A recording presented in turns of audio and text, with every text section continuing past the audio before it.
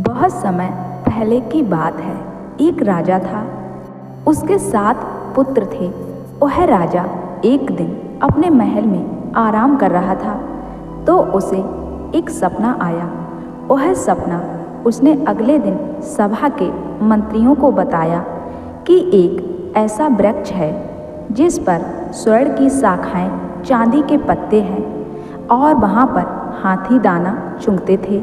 सभी मंत्रियों ने अपनी अपनी बुद्धि का प्रयोग किया, लेकिन किसी को कुछ भी पता नहीं चला। राजा ने सोचा कि इस सपने को पूरा करने के लिए क्यों ना मैं अपने पुत्रों को कहूँ। सभी पुत्रों ने उसकी आज्ञा का पालन किया और वह वृक्ष लाने के लिए चल पड़े। सभी ने वृक्ष लाने के लिए अपने अपने विचार पेश किए। अंत में वह 2-2 के समूह में बंटकर चल पड़े। छोटा राजकुमार अकेला ही चल पड़ा। कुछ दिनों के बाद वह एक साधु की कुटिया में पहुंचा। उसने देखा कि साधु ने समाधि लगाई हुई है। उसने साधु के सूखे बाग को पानी देना आरंभ कर दिया। कुछ ही दिनों में वह बाग हरा भरा हो गया। जब साधु समाधि से हटा तो वह अपने बाग को हरा भरा देखकर हैरान रह गया।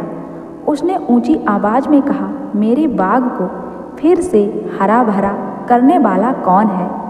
यह सुनकर राजकुमार डर गया और साधु के चरणों में जा गिरा और कहने लगा, मैं आपका दास हूँ। यह सुनकर उस साधु के हृदय में नम्रता आई और साधु ने राजकुमार को 3 वचन प्रदान किए। साधु ने कहा, वत्स, जो तुम्हें चाहिए मांग लो। राजकुमार ने कहा, हे महात्मा जी, आपका दिया हुआ मेरे पास सब कुछ है। मुझे किसी भी वस्तु की कोई आवश्यकता नहीं है। साधु ने फिर से राजकुमार को वचन मांगने के लिए कहा तो राजकुमार ने अपना पहले वाला उत्तर ही दिया। अब साधु ने तीसरी बार कहा, वत्स, मांग लो, तीसरा वचन है। राजकुमार ने कहा, मैं अपने पिताजी की आज्ञा का पालन करने के लिए आया हूँ। वह आज्ञा यह है कि एक ऐसा वृक्ष है जिसकी शाखाएं स्वर्ण की हैं, उसके पत्ते चांदी के हैं और वहाँ पर हाथी दाना चुगते हैं। यह वृक्ष मैंने लेकर जाना है। साधु ने राजकुमार को हौसला दिया और एक पत्र लिखकर उसके हाथ में पकड़ा दिया और कहा, तुम आराम करो। राजकुमार कुछ दिनों के लिए वहीं पर रुक गया। साधु ने राजकुमार को बताया, इस दिशा में एक तालाब है जिसमें 7 परियां रहती हैं। उनकी 7 कोठरियां हैं। तुम 7वीं कोठरी में चले जाना। राजकुमार ने सत्य वचन कहा और वहाँ से चल पड़ा। कुछ दिनों के बाद वह उस तालाब पर पहुँच गया और जाकर 7वीं कोठरी में बैठ गया। परियां बाहर गई हुई थीं। सबसे पहली ने कहा, यदि मेरी कोठरी में कोई हुआ तो मैं उसे मार दूंगी। दूसरी ने कहा, मैं उसे खा ही जाऊंगी। तीसरी ने कहा, मैं उसके टुकड़े टुकड़े कर डालूंगी। इसी प्रकार 6 परियों ने तो मारने की बातें की, लेकिन 7वीं परी का हृदय कोमलता से परिपूर्ण था। उसने कहा, मैं उसके आने का कारण पूछूंगी और उससे स्नेह दिखाऊंगी। राजकुमार का हृदय धक धक कर रहा था, लेकिन आखिरी बात सुनकर उसके हृदय की धड़कन संभल गई।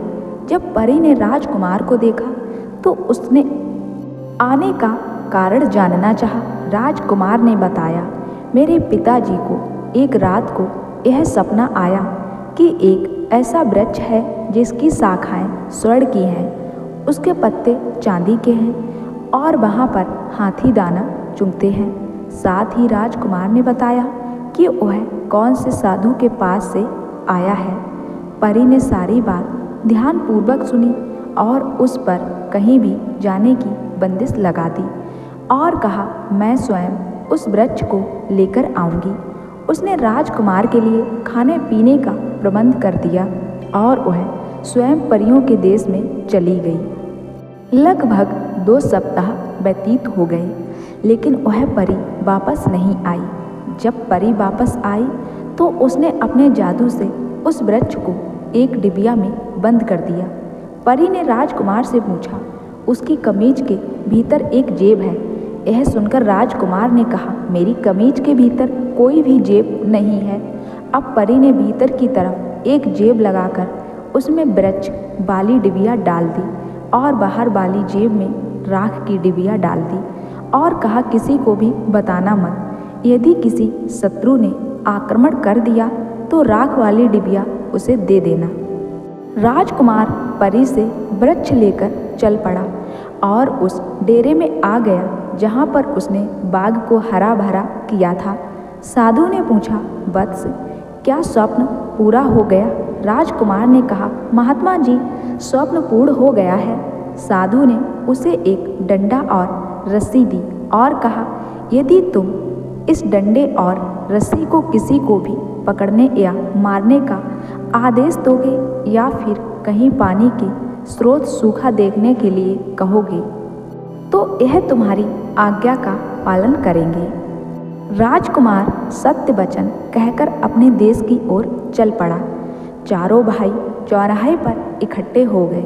सभी एक दूसरे से पूछते रहे, लेकिन किसी ने भी नहीं बताया। सबका हृदय शंकित हुआ कि अवश्य ही छोटा राजकुमार वृक्ष लेकर आया होगा। अब तक वे सभी एक हो चुके थे और छोटे के वृद्ध हो गए थे। जब छोटा राजकुमार उनके पास पहुंचा तो उन्होंने उनकी तलाशी ली। राजकुमार ने अपनी जेब से राख की डिबिया निकालकर उन्हें सौंप दी। उन्होंने उसे मारा पीटा भी। सभी डिबिया मिलते ही प्रसन्नित हो उठे और वह डिबिया राज दरबार में खोली गई। जब तो उसमें से राख निकली, राजा क्रोधित हो गया और उनको देश निकाला दे दिया। सभी भाई देश निकाला दिए जाने के बाद उसी चौराहे पर इकट्ठे हो गए और छोटे राजकुमार को मार पीट कर एक कुएं में फेंक दिया। जब डंडे ने पानी को छुआ तो उस कुएं का पानी सूख गया।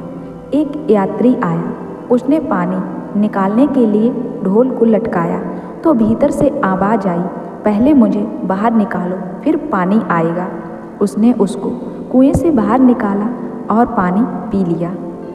वह राजा के दरबार में पहुंचा तो उसने कहा, पिताजी, मैं वृक्ष ले आया हूँ। राजा ने कहा, तुम भी दूसरों की तरह मेरी इज्जत मत खराब कर देना। सुबह हुई तो राजा ने दरबार लगाया और जब राजकुमार ने डिबिया खोली तो उसमें से एक वृक्ष निकला जिसका स्वप्न राजा को आया था। राजा ने अब अपना राज सिंहासन छोटे राजकुमार को सौंप दिया और स्वयं आराम से जीवन व्यतीत करने लगा। अब दूसरे भाई किसी दूसरे राजा के पास नौकरी चाकरी करने लग गए। उनके हृदय से राज्य प्राप्ति की तमन्ना भड़क उठी। उन्होंने छोटे भाई को मार डालने का पूरा प्रयत्न किया, लेकिन इस प्रयास में उनको असफलता का ही मुंह देखना पड़ा। तो दोस्तों, लोभ लालच इतना बुरा होता है कि अपनों को और भाई भाई को अलग कर देता है। इसलिए लोभ लालच से हमेशा ही बचना चाहिए।